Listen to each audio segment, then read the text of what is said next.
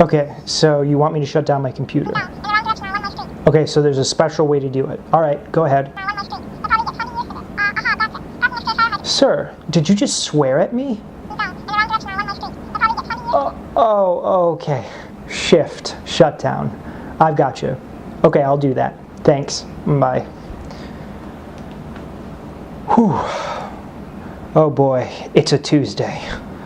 I'm Dr. Phil. Welcome to Tuesday Tech Tips.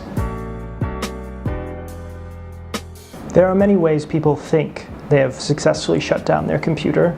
One way is by closing the lid if it's a laptop. And that's not shut down. Notice you can't see it very well, but there is a light on here. That tells me that it's not shut down properly. Another way people go is that they will press the power button physically on their laptop. That is also not a very good way to shut down your computer.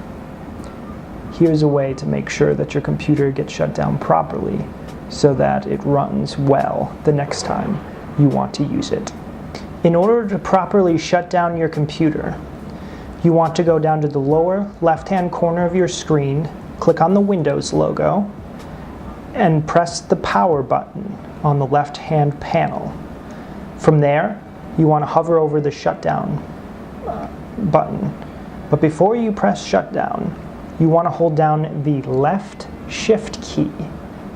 And it's important to keep that held throughout the entire shutdown process. Once you press shutdown, you want to make sure that there are no lights showing on your physical computer or no visual showing on the monitor of your computer.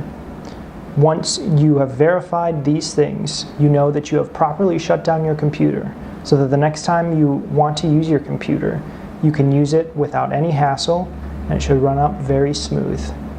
Thank you for listening to Tuesday Tech Tips. My name is Dr. Phil.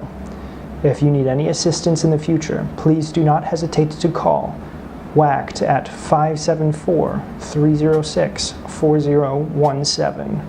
Thank you.